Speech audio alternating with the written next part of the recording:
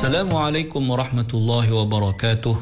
Innal hamdalillah nahmaduhu wa nasta'inuhu wa nastahdihi wa nastaghfiruh wa natubu ilaihi wa natawakkalu alaihi wa na'udzu billahi min shururi anfusina wa min sayyiati a'malina man yahdihillahu fahuwal muhtad wa man yudlil falan tajida lahu waliyyan murshida.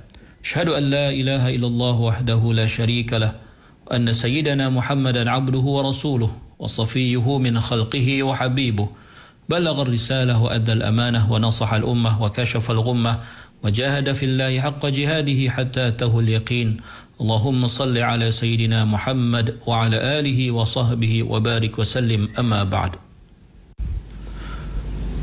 Muslimin muslimat pendengar IKIM yang dirahmati Allah Subhanahu wa taala, marilah sama-sama kita mulakan pagi kita dengan merafakkan kesyukuran kehadrat Allah di atas segala nikmat yang Allah Ta'ala kurniakan kepada kita, terutamanya nikmat iman dan Islam. Dan marilah sama-sama kita bersyukur dengan mentaati segala perintah Allah, melaksanakan segala suruhannya dan menjauhi segala larangannya. Mudah-mudahan Allah Subhanahu wa Ta'ala sentiasa memberikan taufik dan hidayah kepada kita, mengampunkan segala dosa, kesalahan dan kesilapan kita, menerima segala amal ibadah kita, dan mudah-mudahan Allah sentiasa golongkan kita dalam kalangan hamba-hambanya yang bersyukur. Muslimin muslimat yang dirahmati Allah, kita berada pada ayat yang ketiga daripada suratul Maidah. Allah berfirman, A'udzu billahi minasy syaithanir rajim.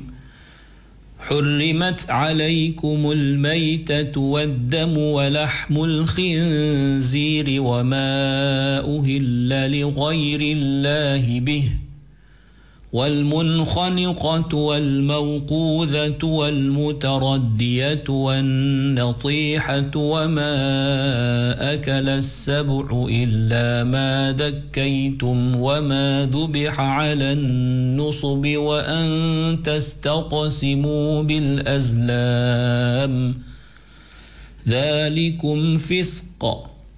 اليوم يئس الذين كفروا من دينكم فلا تخشوهم واخشون اليوم أكملت لكم دينكم وأتممت عليكم نعمتي ورضيت لكم الإسلام دينا فمن اضطر في مخمصة غير متجانف لإثم فإن الله غفور رحيم.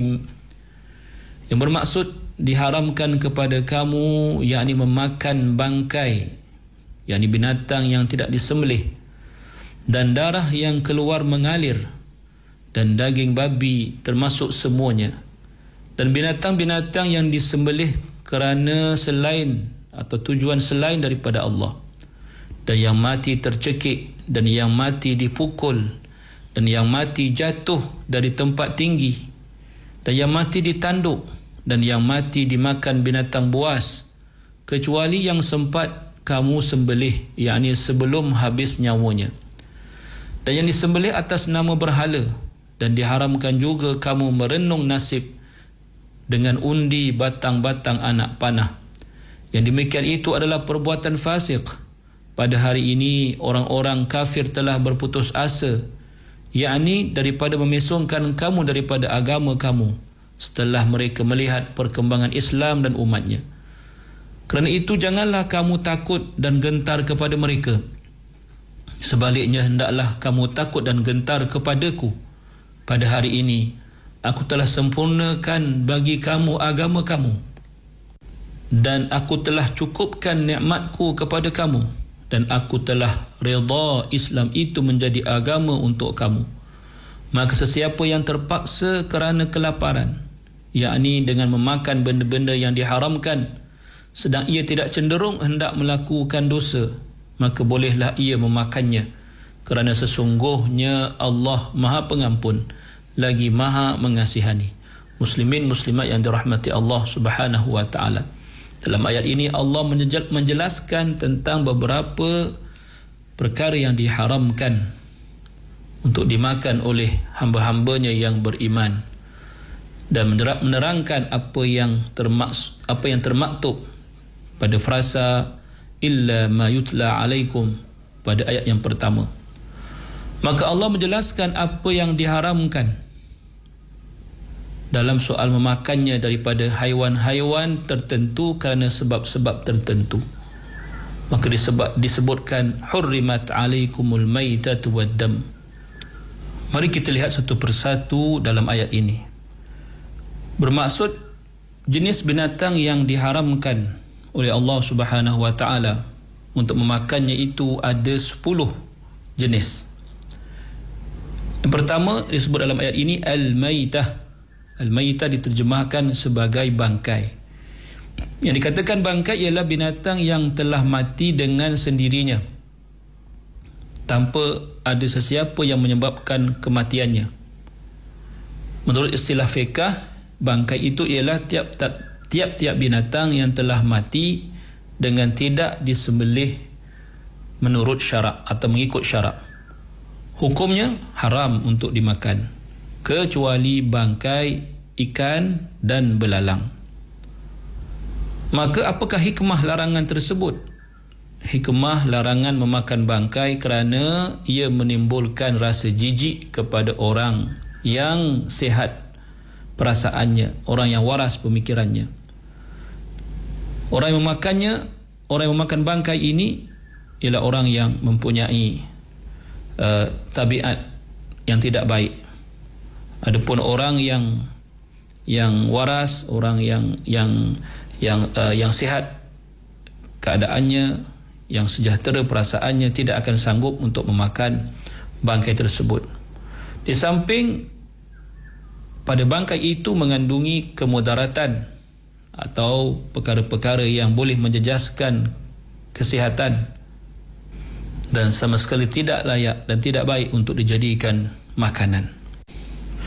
Yang kedua pula ialah ad-dam, maksud darah. Darah ialah bendalir cecair yang mengalir daripada tubuh binatang itu. Walaupun kemudiannya darah itu menjadi beku, ia adalah haram dimakan kecuali jenis yang asalnya beku seperti hati dan limpa dan mana-mana yang meresap darah yang meresap dalam daging tidaklah haram dimakan. Satu hadis daripada Ibn Umar radhiyallahu anhuma, beliau berkata, qala Rasulullah sallallahu alaihi wasallam, uhilla lana maitatan wa daman, fa ammal maitatan fas-samak wal jarad wa amma ad-daman fal kabid wat tihal. Bermaksud dihalalkan bagi kita untuk memakan dua jenis bangkai dan dua jenis darah. Adapun dua jenis bangkai itu ialah ikan dan juga belalang. Manakala dua jenis darah pula ialah hati dan juga limpa. Muslimin muslimat yang dirahmati Allah Subhanahu wa taala. Apakah hikmah pengharaman memakan darah? Jawapannya kerana darah itu ada mengandungi mudarat selain daripada ia menjijikkan. Mudaratnya ialah kerana pada darah itu sesuatu yang susah untuk dicernakan dalam perut dan mengandungi unsur-unsur yang boleh merosakkan kesihatan tubuh badan kita kerana ia merupakan sisa daripada bahan-bahan keperluan tubuh yang telah terbuang daripada tempatnya. Yang ketiga pula ialah walahmul khinzir, iaitu daging khinzir atau babi. Dimaksudkan di sini ialah kesemua bahagian tubuh badan khinzir itu, sama ada tulangnya, lemaknya ataupun kulitnya, semuanya haram dimakan. Maka mengapa ataupun apakah hikmah disebutkan daging di dalam ayat ini? Kerana yang dimakan orang ialah dagingnya. Dan hikmah pengharaman memakan daging khinzir itu ialah kerana ia mengandungi mudarat, dan telah dibuat kajian oleh para pakar pemakanan tentang apa juga kemudaratan yang boleh disebabkan oleh daging khinzir apabila ia dimakan. Selain itu, keburukan tabiat yang ada pada khinzir kerana ia merupakan binatang yang gemar bergelumang dalam kekotoran dan juga suka memakan kekotoran. Di dalam kitab Al-Bukhari dan Muslim terdapat hadis bahawa Rasulullah sallallahu alaihi wasallam bersabda, "Inna Allah harrama bai'al khamra wal maitah wal khinzira wal asnam." Sungguhnya Allah mengharamkan penjualan arak, bangkai, khinzir dan juga berhala. Lalu ditanyakan oleh sahabat, "Ya Rasulullah, ara'aita syuhumal maitah fa innaha tutla biha sufun wa tudhanu biha al-julud?" Tidak, apa pendapatmu ya Rasulullah tentang lemak bangkai? Maka ia digunakan untuk memperbaiki perahu ataupun kapal dan untuk meminyakkan kulit dan digunakan untuk menyalakan lampu oleh manusia. Maka Nabi SAW bersabda, "La huwa haram." Tidak, ia tetap haram. Kemudian baginda bersabda, "Qatalallahu al-yahud." Allah memerangi atau memusuhi golongan Yahudi, kerana Allah apabila mengharamkan lemak khinzir itu, maka golongan Yahudi telah mencairkan lemak itu dan juga menjualnya serta memakan daripada keuntungannya. Muslimin muslimat yang dirahmati Allah. Seterusnya yang keempat, wa ma uhilla li ghairillahi bih, iaitu binatang yang disembelih bukan atas nama Allah Subhanahu wa taala. Yakni orang-orang jahiliyah dahulu apabila mereka menyembelih binatang, maka mereka akan menyeru nama-nama berhala yang mereka sembah tatkala penyembelihan itu. Allah telah mengharamkan orang beriman daripada memakan binatang-binatang yang tersebut. Jelasnya seseorang yang menyembelih binatang dengan mengucapkan kalimah selain daripada menyebut kalimah Allah, misalnya binatang itu disembelih dengan menyebut nama hantu atau nama makhluk yang dipuja, maka haramlah hukumnya daripada memakannya. Maka apakah hikmahnya? Ialah untuk menegah adanya pemujaan dalam kalangan makhluk, dan yang hanya boleh dipuja adalah Allah Subhanahu wa taala. Dan orang yang memakannya bererti telah bersubahat atau telah meridai apa yang dilakukan oleh mereka yang melakukan pemujaan dengan menyembelih binatang yang disebutkan ketika penyembelihan itu, nama-nama berhala dan apa juga pemujaan yang mereka lakukan. Muslimin muslimat yang dirahmati Allah. Kemudiannya Allah Subhanahu wa taala mengharamkan yang keenam, iaitu binatang yang mati dipukul. Maafkan saya, yang kelima, binatang yang mati tercekik. Kata Ibn Abbas, orang-orang pada zaman jahiliyah dahulu kala mengambil nyawa binatang-binatang yang mereka ingin makan dengan menjerut leher, contohnya kambing, sehingga mati, lalu mereka memakannya. Maka Allah telah mengharamkan memakan binatang yang mati terjerut atau tercekik lehernya, disebut sebagai walmun khaniqah.